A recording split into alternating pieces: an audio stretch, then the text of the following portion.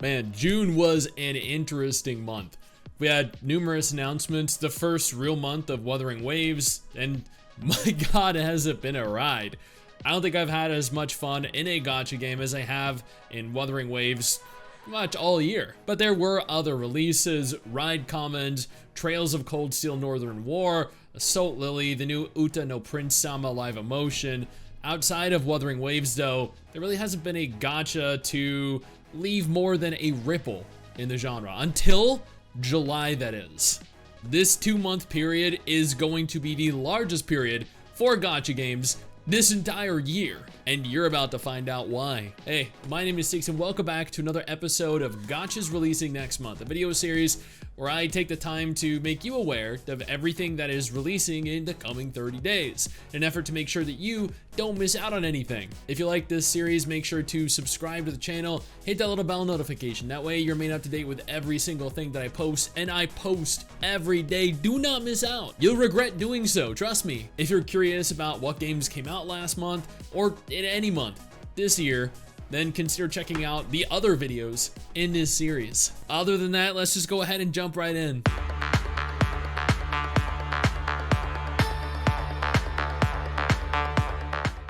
Let's start this off with Zenless Zone Zero, because how could we not? This is one of the 3 largest gacha releases of 2024.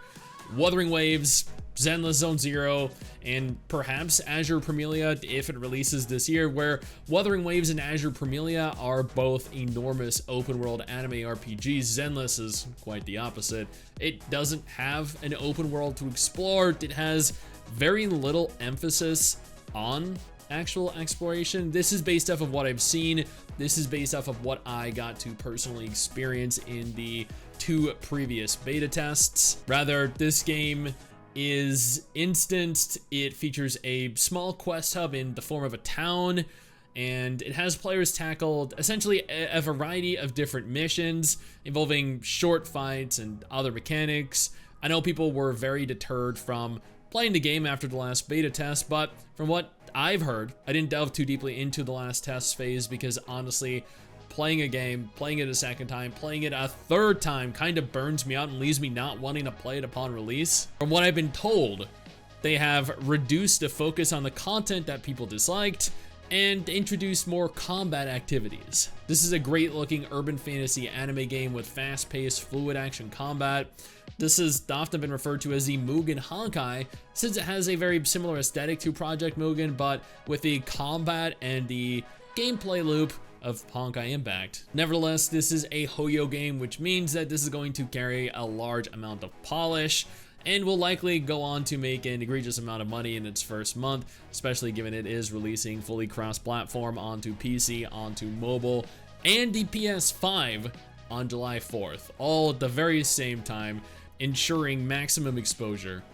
I'm just curious to see how it's going to do over the course of its first month and its first few months, because I don't think its appeal is necessarily as large as Honkai Star Rails was or Genshin Impact was. Sword of Convallaria is a beautiful neo-pixel art, grid-based RPG featuring a rich narrative and interactive battlefield, allowing you to actively engage with cliffs, with boulders, with obstacles, all while offering strategic turn-based combat. This is a game I have been anticipating for a little while now. Ever since it was first announced over on Reddit, it has an aesthetic that I absolutely love.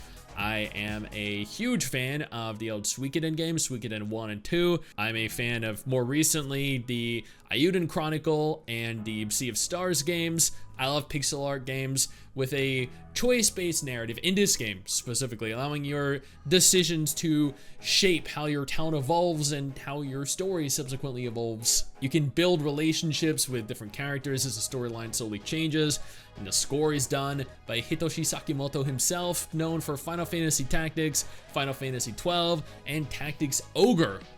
Yeah, this is a game that is going to look and feel like the JRPGs of old, all the while being in a more compact package, which honestly sounds like a win to me. It is also available on PC, Android, and iOS. Before we discuss the remainder of Gacha games releasing this month, allow me to thank my incredible patrons over on Patreon and my YouTube channel members. Your guys' support is why I can continue to make videos like this every single month, and I deeply appreciate you all being there for me. Yes, you did read that correctly. We do, for whatever reason, have another ReZero game coming, this time in the form of ReZero Witch's Resurrection. There isn't a whole lot that is known about the game at present, not until we, at the very least, get a beta test to play, theoretically this or next month. What we have been told is that Witch's Resurrection is a 3D RPG announced by Karakawa. It is slated to be released onto Android and iOS. It doesn't seem to, from what I've gathered online from the research that I've done, feature a PC iteration. Unfortunately, this game is releasing in celebration of the series' 10th anniversary. You'll be able to explore the kingdom of Luginica as you battle alongside popular characters from the series, which you've no doubt already done countless times, either in other ReZero games, of which there are numerous, or in the dozens of collabs that have featured the ReZero characters, the most recent I think being Nikke. Pre-registration is already open, with test phases expected very soon prior to its release, which is confirmed for summer 2024. Nornium, also referred to as Hornium due to the amount of generosity that this game exudes, is finally holding their foreplay test beginning on July 17, 2024. Pre-download begins on July 16th and will run through August 7th, which leaves us plenty of opportunities to beat our meat. No, I mean to beat the enemy's meat. To beat the enemies off. To beat the enemies up.